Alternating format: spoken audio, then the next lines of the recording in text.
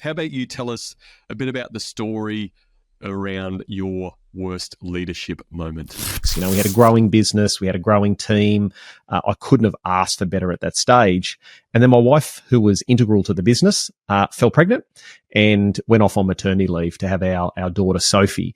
And my leadership failure was the fact that I was in control of the business. I was leading the team. We were doing really well. And then I knew Sarah was going to go off on maternity leave, and I left it. And I didn't employ someone quick enough to come in and essentially replace her and do a few other bits and pieces in the business. And so I backed myself into a corner, and I ended up employing the wrong person. I'll use my New Zealand Warriors story, where I got appointed as head coach after having a year off, or being an assistant at the Roosters after being head coach at Penrith for 5 years. I went there with the intention of not only making the team better, but making the whole organisation better. And what happened there was I moved my attention away from my key strength and my key priority. They're players. The people that you're head coaching are the players. You can have impact and influence in other part of the organisation, but you're not there as a CEO. I was appointed as head coach, but the learning there is that if you put your attention on things that you can't control, your influence goes down. This was a big paper. We sold about 320,000 papers on a Saturday, and on one particular Saturday, I made just a small error. Our Monday to Friday paper was around about $1.20. Our Saturday paper at the time was $2. And on the Saturday, I just forgot to put $2 on the front of the paper, and we put $1.20 on the front of the paper, which I found out about at 2 a.m. when I got a phone call from our printing press at Murray to say, hey, there's a problem here. You put the wrong price on the paper.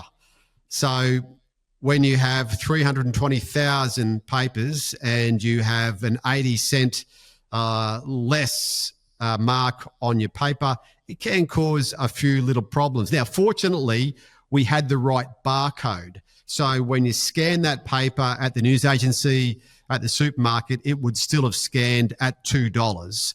But what we had right then at 2 a.m. on a Saturday was a live moments where we had made a mistake, and that mistake had repercussions. I was trying to teach a bunch of veterans things that they did need to know, but Jesus, they weren't going to listen to me.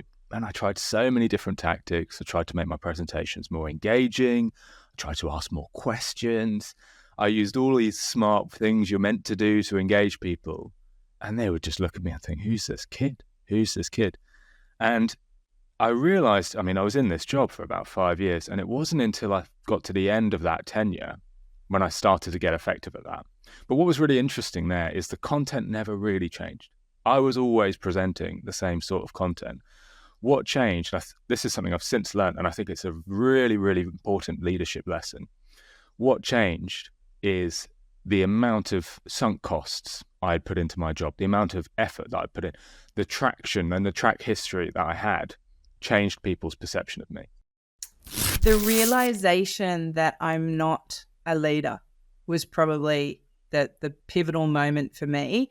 Having 36 different personalities all trying to achieve and align to the same goal, and thinking that the misconception in my mind that was the only way that I could prove myself to me within my career.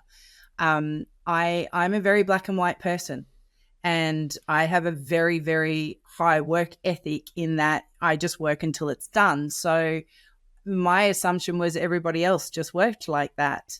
And with 36 personalities, you're going to find personalities that don't see the world like I see the world.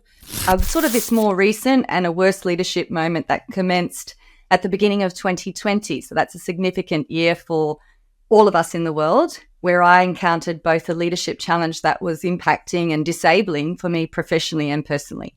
So you can imagine I didn't really know what I could do at this point, not just there, but I was also personally dealing with a crisis in 2 areas. So I actually felt useless, Brendan. I had no idea how to solve this problem. And I actually rang my grandparents and I just cried because I was like, I've got 95-year-old grandparents that are still living on their own here in Australia and my greatest inspiration. So I just rang and I didn't know I was going to cry, and I just cried to them because it was a safe space for me to sort of let go.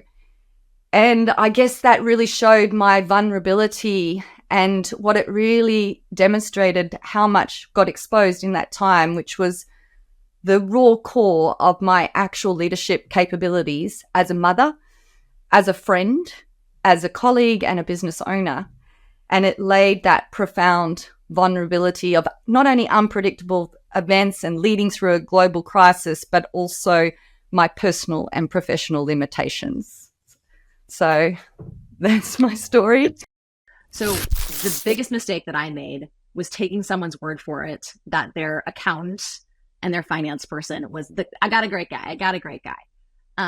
He gave me a great price, which I probably should have known off the top was a little too low for what I needed. And I went forward with this person. Now my intuition was like, I don't know, does this feel right? And obviously, as you know, like as an intuitive, I should listen to my intuition. And this was one of those moments where I didn't. So I think lesson number one.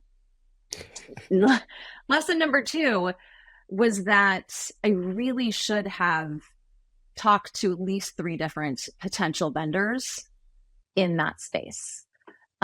What this led to was 9 months of my accounting being an absolute disaster, costing me $30,000 in US dollars, in tax mistakes. Started this job as a keynote speaker, and my biggest regret was setting it up pretty casually. I just didn't have the brain power to set it up as beautifully, systematically as I should have.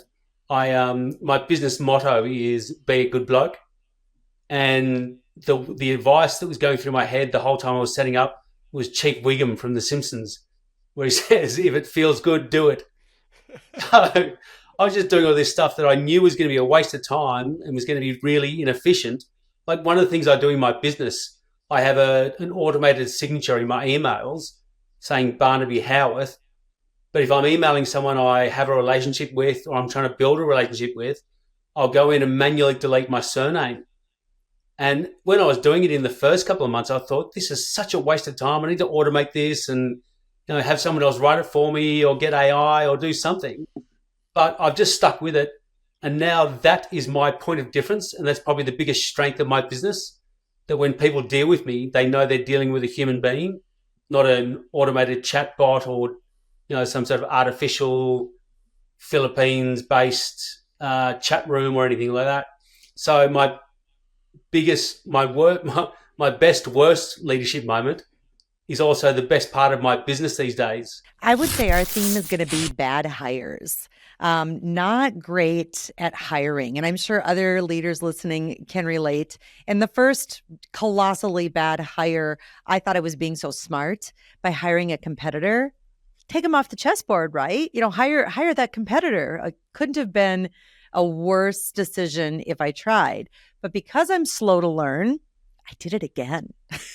I did it a couple of years after that.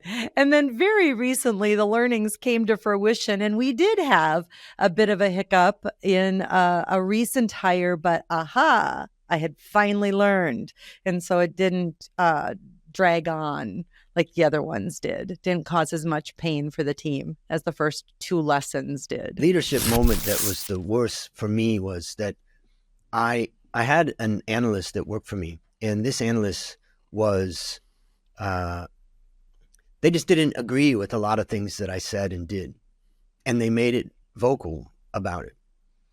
And I had another analyst that worked for me who felt like I was promoted too fast, and he said that directly to me and felt like he should have had the job.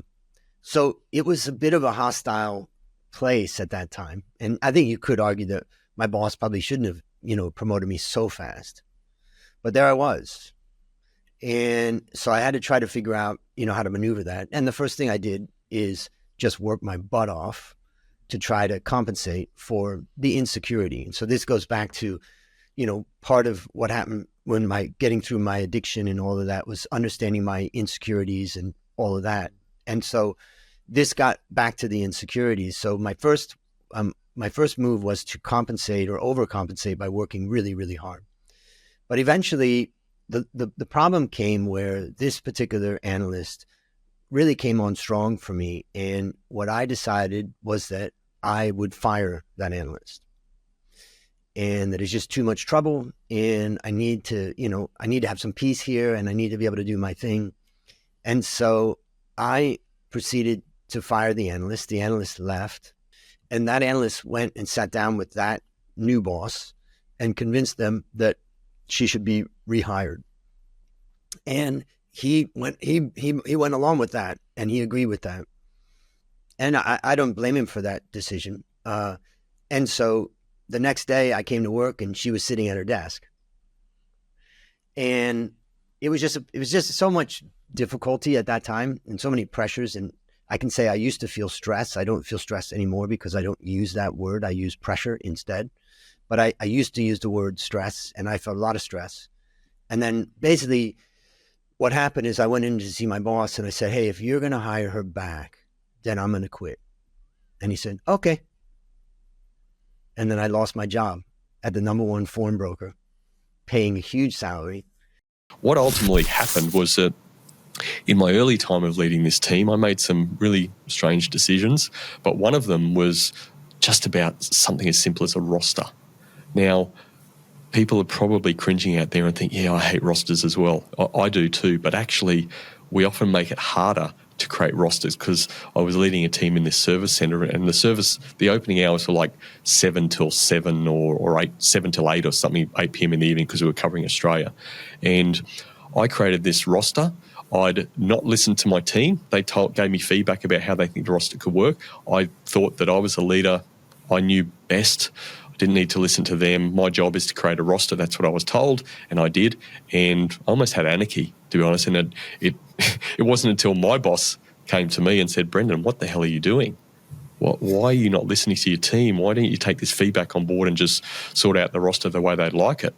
I just had this innate need for fairness, and I felt that if people weren't doing all elements of the roster, that was unfair. But my team was telling me, hey, this is what we do, this is our personal situation, this is how we think you could make it happen. And I just didn't listen. And that created all sorts of frustration, all sorts of disconnect about me and leading the team. I was very competent in the role as understanding the industry and all those sorts of things. But yeah, just not listening to the team through something as simple, or actually turned out to be as difficult as a roster, it created mayhem in the team. And it was a bit of a mess to clean up, to be honest.